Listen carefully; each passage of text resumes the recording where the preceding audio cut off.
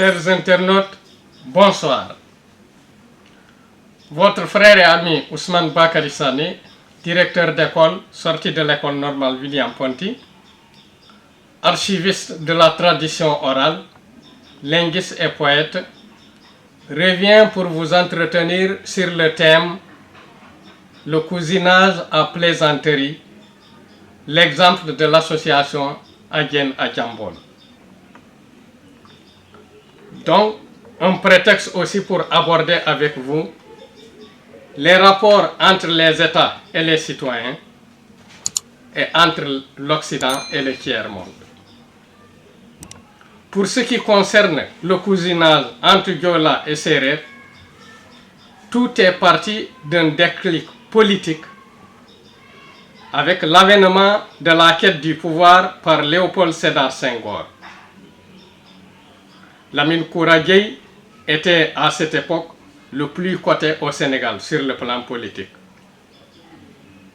Donc pour conquérir le sud, la Casamance, l'idée de cousinage à plaisanterie a été brandie avec toute une légende qui la sous-tend.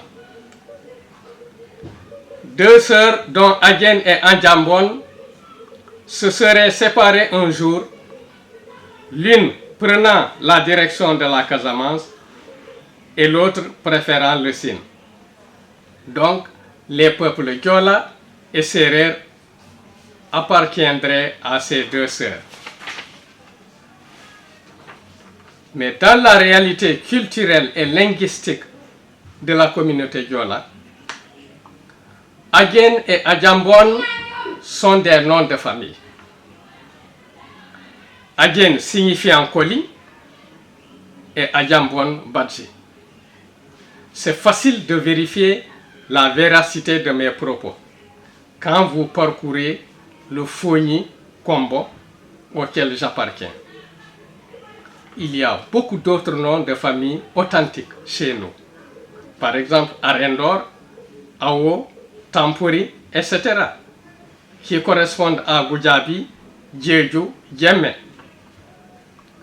Mais il faut féliciter et remercier ceux qui sont à l'origine de ce cousinage très constructif qui a servi pendant de longues années à rassembler les Diola et les Serer.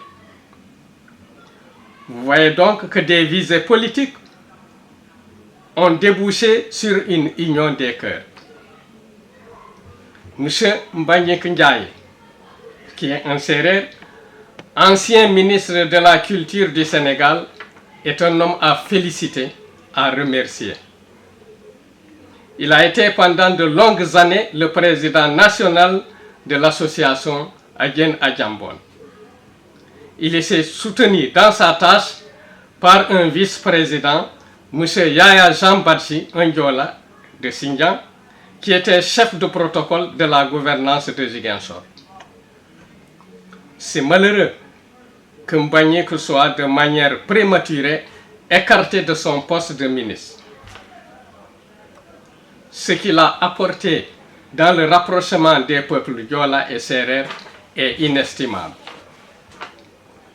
Lamine Gueye était un homme élégant, très averti, fin connaisseur des grands dossiers de son époque.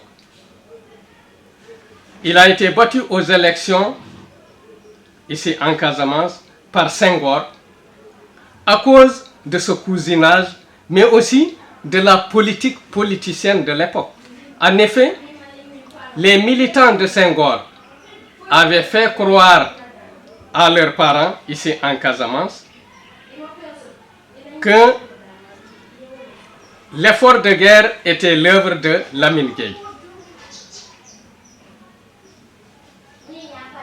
Alors, c'est comme ça qu'un chant populaire avait été composé en la circonstance. J'ai retenu le refrain de ce chant, Lamine Koura Bayosab Lambelemkeb.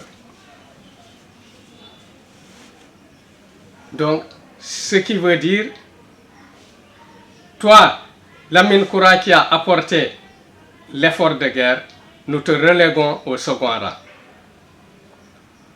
Le cousinage à plaisanterie est plus vivant en Casamance que partout ailleurs. Il existe entre Alpolar et Diola. Il est réel et vérifiable. Entre noms de famille, par exemple, quand vous prenez les noms de famille Fati, Dramé, Silla, il y a un cousinage avec les Sané.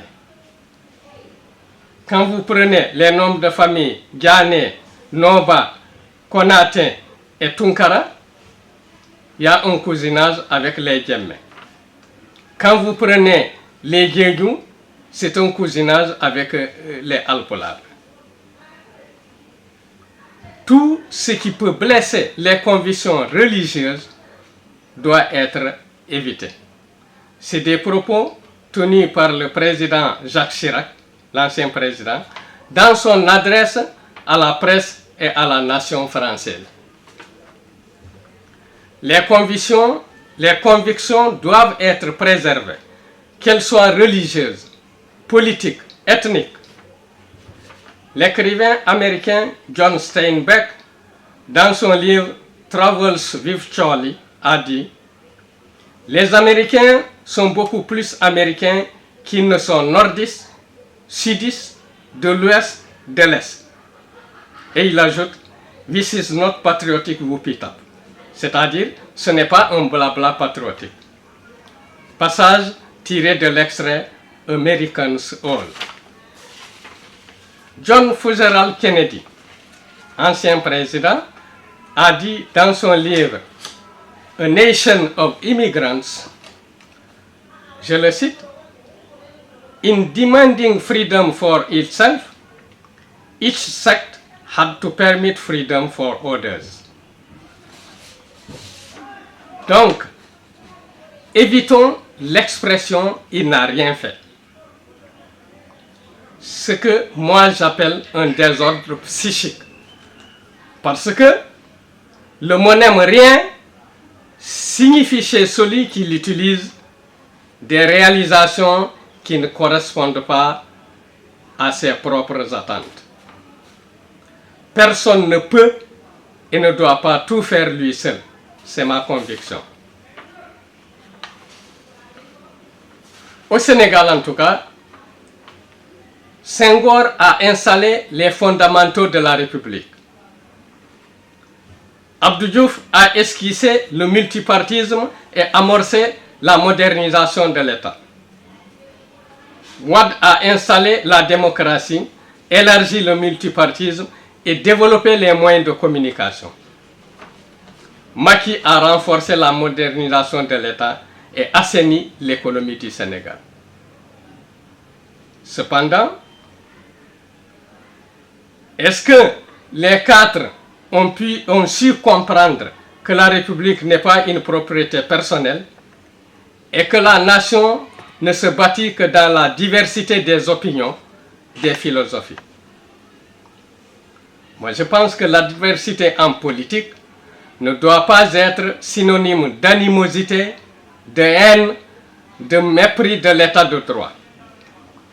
M. Elder Camara, un grand artisan de la paix, a dit dans son livre « Le désert est fertile », je le cite, « Si ceux qui vous côtoient sont toujours d'accord avec vous avant même que vous n'ouvriez la bouche, alors ce ne sont pas des compagnons, mais des ombres. » Ousmane Sonko est l'homme arc-en-ciel. Il est à la fois sérère, toucouleur, mandingue, olof, lébou et diola. Parmi ses plus loyaux compagnons se trouve tout ce monde, a-t-il dit lui-même. Macky Sall compte parmi ses plus fidèles militants les diola de l'ethnie de Sonko, à côté d'autres. Vous remarquez donc la similitude de destin.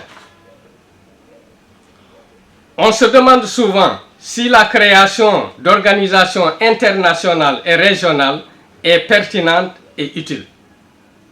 Si oui, jusqu'à quel niveau alors? Il faut éviter en tout lieu et en tout temps de tenir des propos sataniques, surtout quand dans un passé proche ou lointain, on a eu à exercer des fonctions importantes régaliennes. La haine et la rancune n'ont pas de place dans une nation, car elles peuvent aller tout droit vers la xénophobie, l'ethnocisme. On ne peut pas continuer à vivre dans la hantise de l'oppression.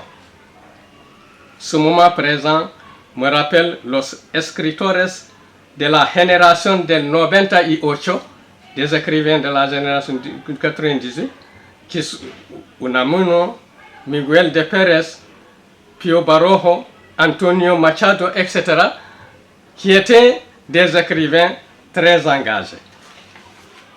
Pour moi, les rapports et l'Occident, les rapports entre l'Occident et le tiers-monde devraient pouvoir pousser au-delà des intérêts matériels pour prendre en charge les préoccupations les plus élémentaires mais primordiales des masses populaires. La justice, la démocratie, l'égalité, la liberté d'expression, toutes choses bafouées par de nombreux chefs d'État du tiers-monde.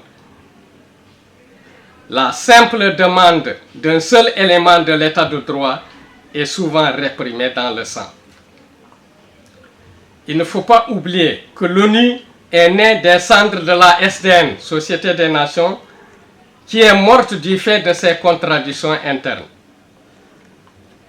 Une réforme radicale de l'ONU s'impose pour qu'elle puisse prendre en compte les questions suivantes. La limitation des mandats présidentiels. Évidemment, chaque État définira le mode de mandat, si c'est un quinquennat, si c'est un septennat. Mais il faut une limitation. Le caractère sacré de cette limitation dans toutes les constitutions du monde. Le tripotage parfois insolent des constitutions, il faut l'interdire. La composition de l'attelage gouvernemental, il faut y éviter les sorties des devises à l'étranger, etc. Qu'aucun président ne soit au-dessus des lois de son pays, encore moins des lois internationales. Si cela est fait, la vie irait bien mieux. Je vous remercie.